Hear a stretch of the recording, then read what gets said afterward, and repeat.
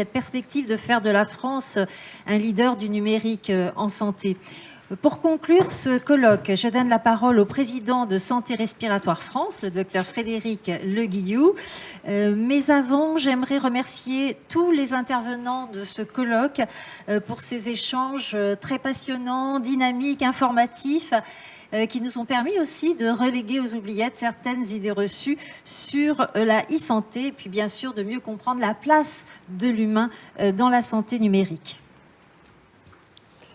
Merci beaucoup, mesdames et messieurs, chers amis. Nous venons d'assister effectivement à des débats qui étaient passionnants, comme l'a dit madame Brigitte Fanny-Cohen. Je remercie évidemment tous les intervenants. Je voudrais aussi remercier l'ensemble des personnes qui ont participé à l'organisation de ces rencontres, et en particulier Odile Sauvaget, Hélène Joubert, Julie Albinck, Camille Houzé et Anne-Laure Decrec. Merci à eux, merci également à l'agence qui nous accompagne pour cette organisation.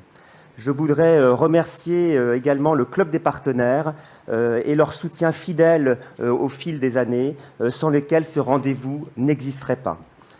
À la suite du travail qui a été réalisé par l'association Santé Respiratoire France et des constats qui ont été obtenus par les enquêtes du Respilab, portant essentiellement sur l'accès à la santé avec son volet 1 et son volet 2, l'association Santé Respiratoire France émet 5 propositions et qu'elle compte défendre tout particulièrement.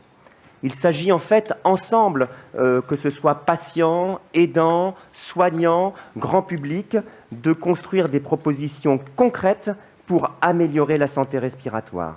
Alors voici quelles sont les 5 propositions. Tout d'abord, prévoir le financement d'un acteur de coordination aux côtés des patients pour les accompagner dans l'utilisation de la télésurveillance. Deuxièmement, de recourir aux outils numériques pour personnaliser l'éducation thérapeutique du patient et renforcer son impact. Troisièmement, d'améliorer l'accessibilité pour les patients et l'appropriation par les professionnels de santé de l'espace numérique en santé, Mon Espace Santé.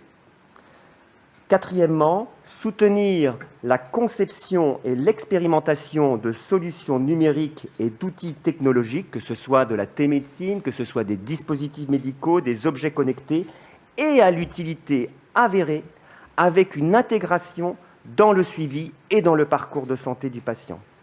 Enfin, intégrer dans les programmes d'éducation thérapeutique du patient des ateliers spécifiques qui puissent être dédiés aux outils numériques en santé, qui soient accessibles aux patients, aux aidants, afin de personnaliser leur prise en charge. Ces 15e rencontres de Santé Respiratoire France se terminent.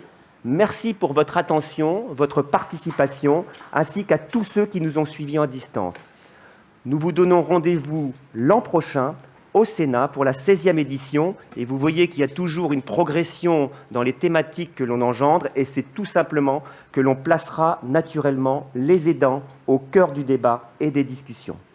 L'association Santé Respiratoire France reste présente auprès de ses adhérents, que ce soit les patients, les aidants, les professionnels de santé, mais également du grand public tout au long de l'année. Merci à vous, à très bientôt. Et rendez-vous, salle René Coty, pour pouvoir partager un petit cocktail déjeunatoire. Merci.